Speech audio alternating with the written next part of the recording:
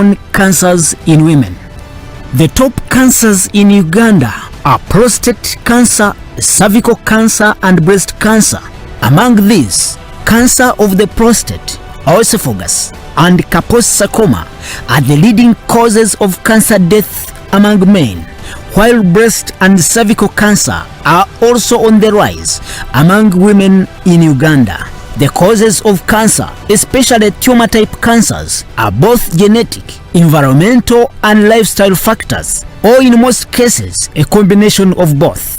Particular chemicals, radiation, or biological organisms cause different types of cancers, majority of which lead to miserable lives and death.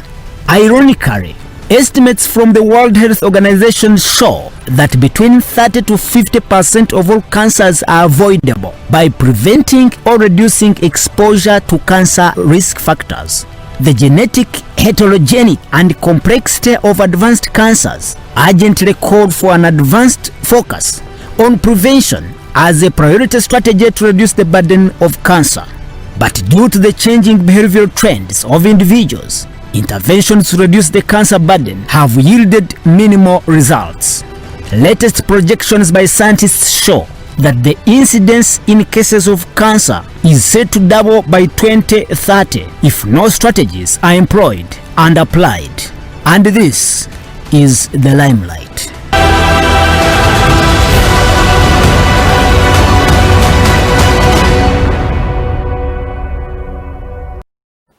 Hey, hello, good evening and welcome to this segment. It is the Limelight and my name is Sime Apollo. Now, reports of 2018 from the World Health Organization show that 32,000 new cases of cancer were reported in Uganda, while 21,000 cases of death were also reported in the same year. In the same report, it was indicated that 56,238 people were living with cancer in that same year. The top cancers in the prostate, in men especially, and the cervical or uterine cancer in women. But WHO projections also indicate that these figures may double if nothing or new measures are employed and activated before 2030.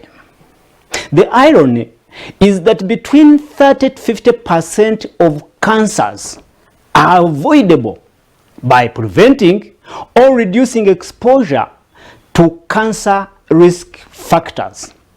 And that's why I need to bring in the expert. We explore this issue, critical issue, the more. I will cross over and link up with Dr. Oriem Jackson. Dr. Oriem Jackson is the Executive Director for Uganda Cancer Institute. Dr. Oriem, you are live and clear on Salt TV. I would want to hear from you. Tell us, how severe is the cancer burden to this country?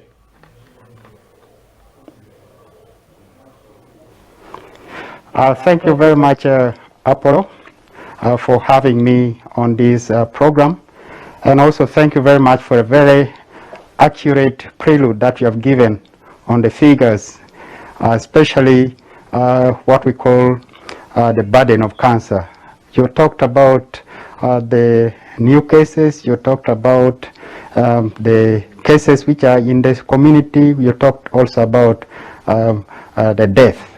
In fact, we put all those into just three major statistics. The what we call incidence, which talks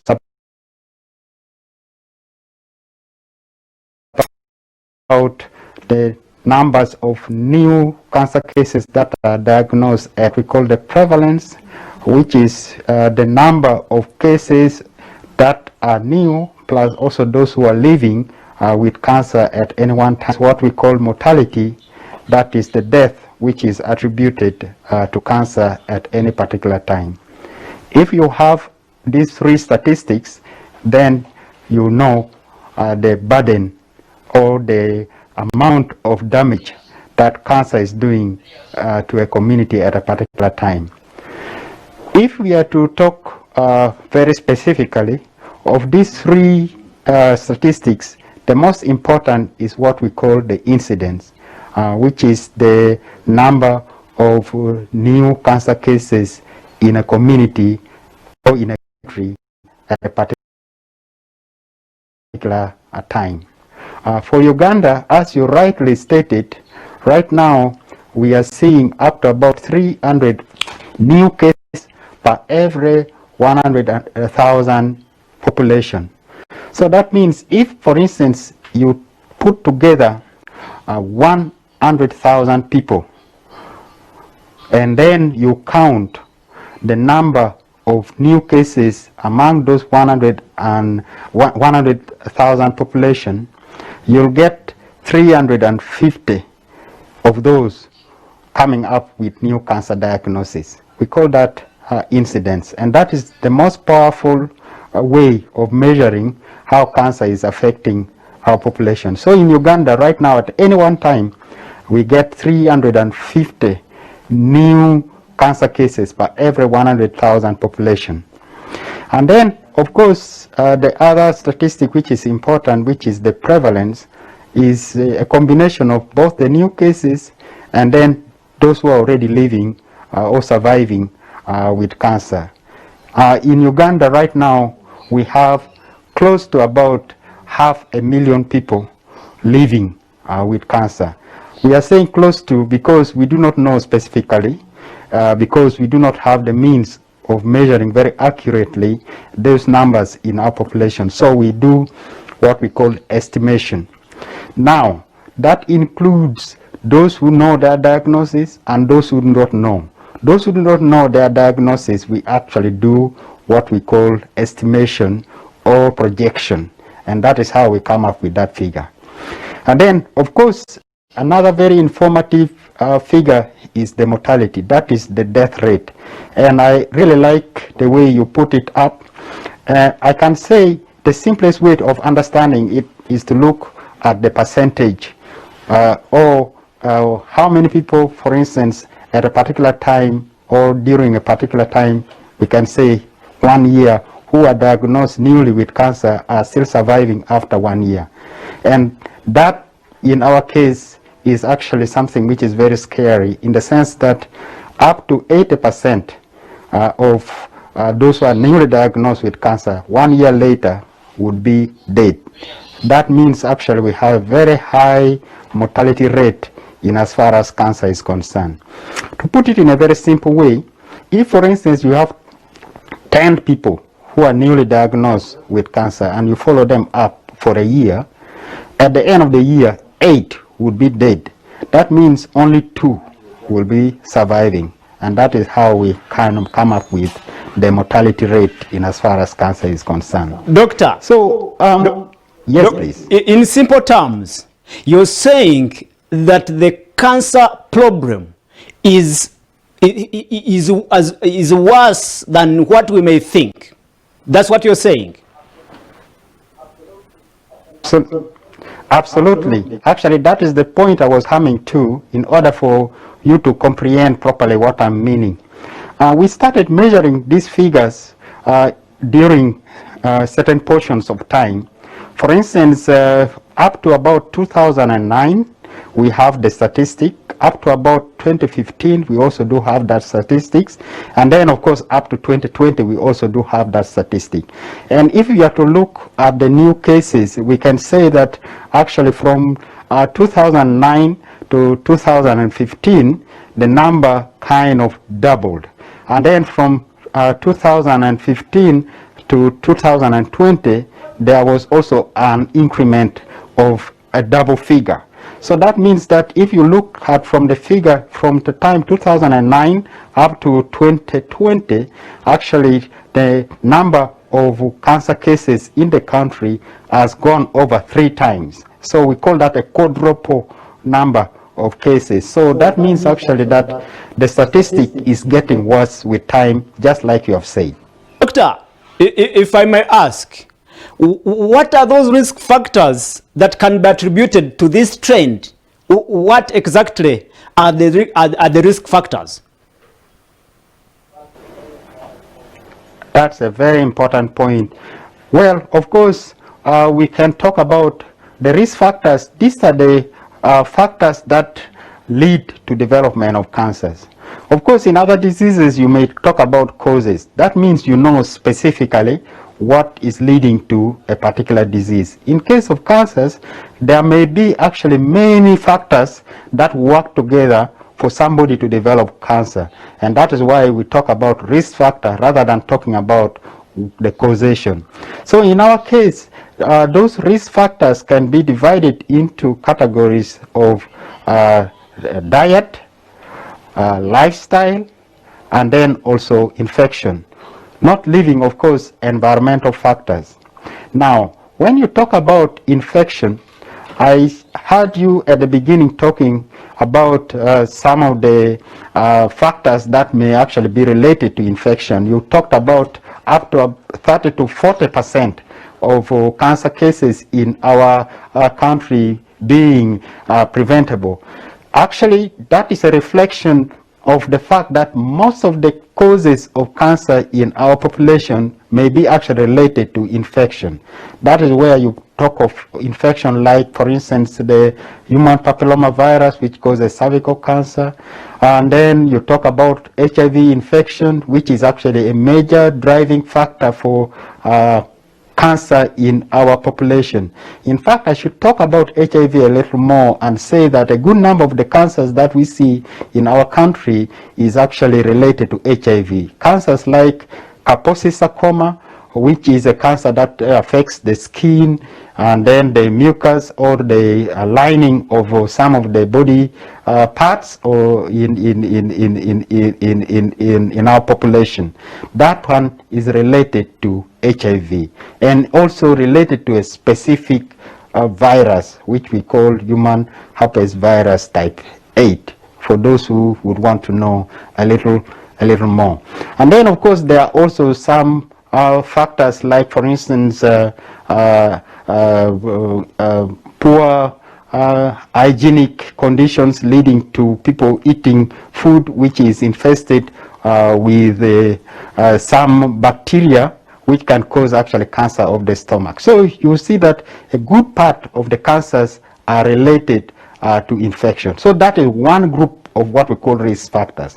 And then if you talk about diet in particular, the fact that most people are now going for fast foods and then easily made a kind of food and which are cheaper compared to the traditional way we prepare our foods and then we obtain them, a good number actually are a result of that, because those are the diet that can lead to factors like obesity, which in itself is actually a cause of cancer.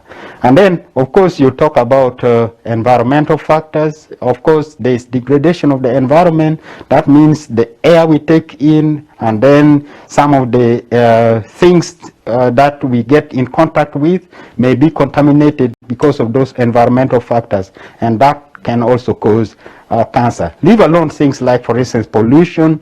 We are kind of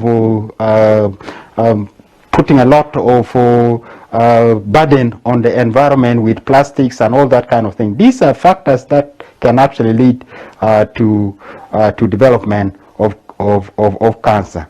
And then I should not leave sedentary lifestyle as well as lifestyle that can expose to causation of cancer, like the things that we take in, including things like tobacco, alcohol, etc. These are all risk factors for cancer in our population. So I can go on and on and on, but what I can say is that some of these factors we can prevent, but some of them actually are very difficult to prevent.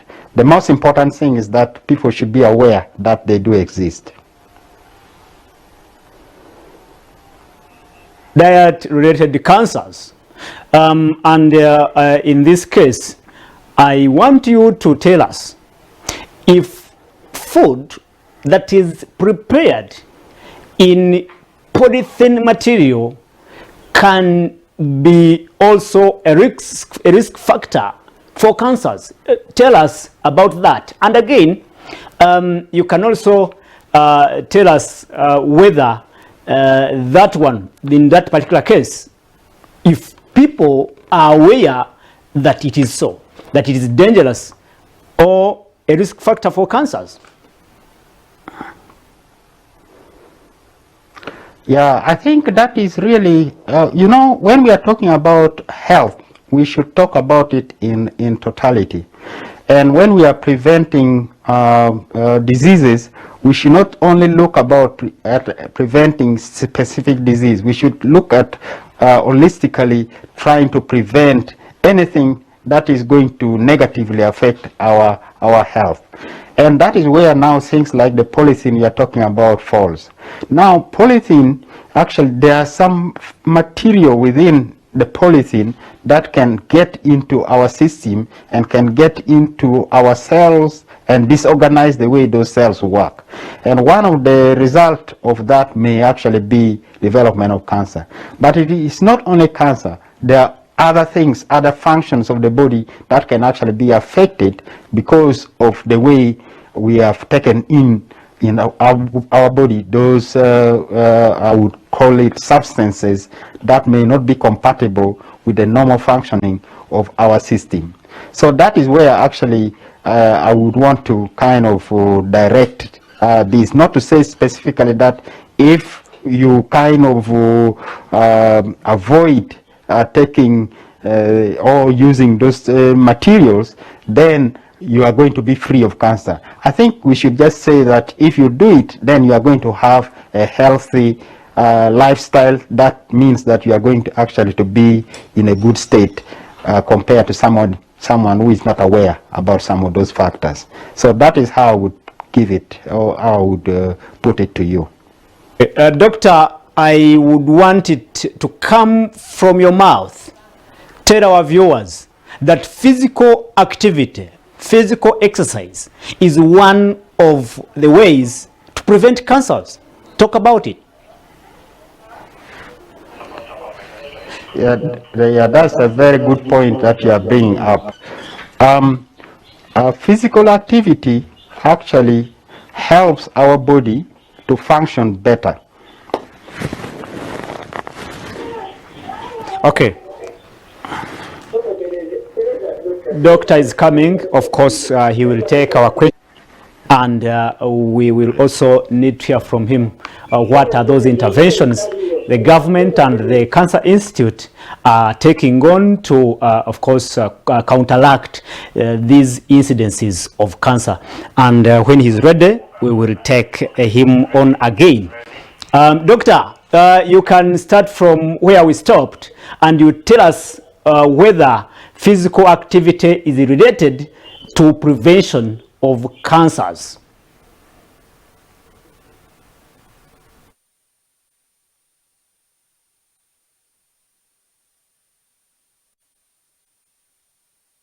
I think we have a connectivity problem there, but of course we need to hear from him before we leave this place. Yes, Doctor, can you hear me now? Yes, you can start off from where we stopped on whether physical activity can also be a preventive measure in the fight against cancer.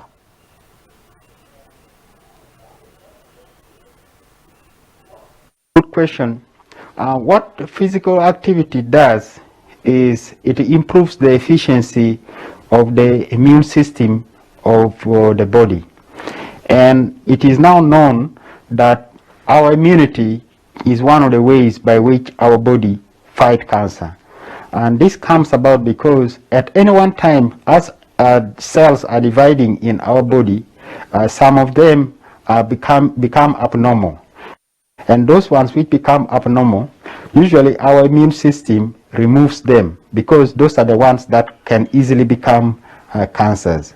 Now, activity has been known to kind of increase the ability of the immune system of the body to mop up those abnormal cells. So in a way, the answer to your question is yes, physical activity can actually lead to prevention of cancer by helping our body to fight or to get rid of abnormal cells that otherwise, if they are left in the body as a result of our being sedentary, they can actually become cancers. Is what are you doing? What is the Uganda Cancer Institute doing? What is the government doing to counteract these scaring trends of cancer incidences?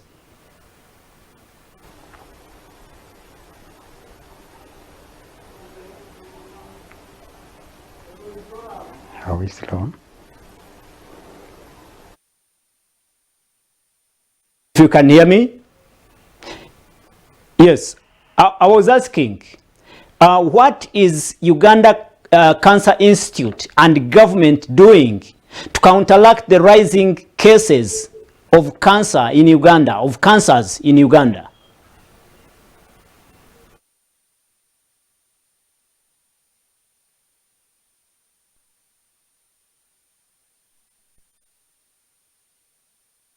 But that is the question. I would not want to miss hear him respond to. Doctor, can you hear me now? Yes, I'll let you know. Okay.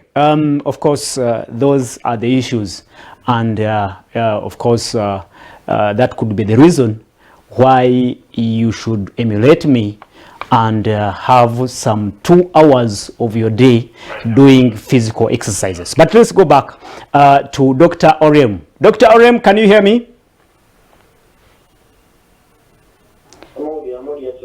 Okay, can you hear me now, Dr. Orem? Okay, Doctor, I was asking, what is Uganda Cancer Institute doing to counteract the rising cases of cancers in Uganda?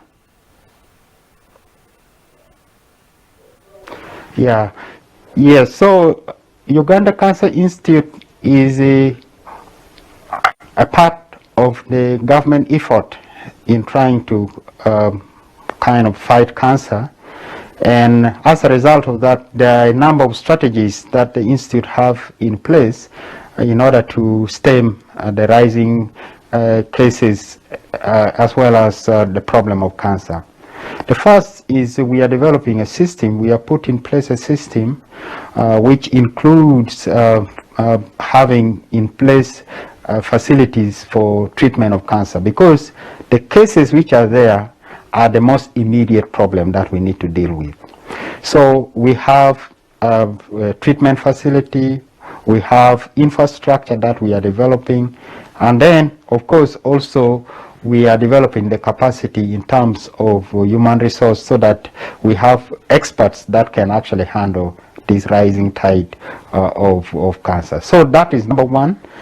We are putting in place systems, and of course within that also, given that the number of cases is a lot and most cases are not actually able to facilitate that we know as the Uganda Cancer Institute here in Kampala at Mulago, we want to decentralize. So we have started putting up what we call regional cancer centers, and the cancer centers, the regional cancer centers are going to be in Mbarara, Mbale, Arua, and then in Gulu, and these are all in plan. We are now looking for the funding to make sure that we operationalize them. Then number two, we have to prevent cancer, and the first step there is to make sure that we create awareness, and awareness creation has been done. In majority of cases, people are now aware that cancer is actually one of the common problems that we have in terms of our health threats. And because of that, most people now, despite the fact that in the past, in some of the languages that we have in the country, people do not even know about cancer. Now, when you talk about cancer, at least people will say yes. First, we have seen people who have cancers, and then secondly, we know that cancer is actually now a big problem in the country. So that is in as far as awareness is concerned. And then the third is to actually make sure that we have preventive programs. And as I told you earlier, that up to about 30 to 40% of cancer cases are caused by infection, that means we can actually prevent them. And some of them can even be prevented by vaccination. A case in point, we need to vaccinate girls against human papillomavirus so that we prevent cancer of the cervix. And then, of course, also we have vaccination for hepatitis B, which is actually a cause of cancer of the liver. And these are now being given to children. So that means that those children that are vaccinated, the risk or the chances that they will develop cancer when they are adults is much lower. So that is a very, very powerful preventive kind of measure that we are having in place. In addition to that, we need to also make early diagnosis. And as a result of that, we now have screening programs, and these screening programs have been rolled out throughout the country, and we want everyone to have at least near where they are staying a health facility which is equipped in order for us to detect cancer early through screening. And we have gone even a little further by having ambitious program that is going to be supported globally to eliminate some of the cancers.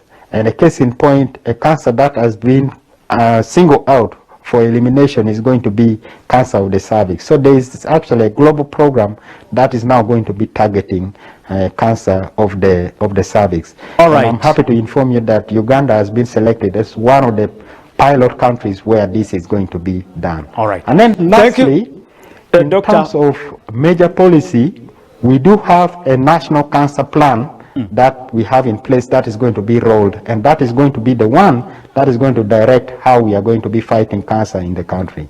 Thank you. All right. Thank you so much, Dr. Oriem Jackson, the Executive Director for Uganda Cancer Institute. He is also a Senior Consultant in Oncology in the Ministry of Health. We thank you so much for your time, and thank you so much for that informative analysis, and we hope this monster called cancer will be eliminated, and of course working on the strategies you've laid out. We thank you so much, viewers. What I picked from the discussion is that early detection of cancers is the best option. Ask yourself, when did you go for a test to know if you have a cancer? That is it. We'll be back next Friday. The Limelight comes to you in the evening news.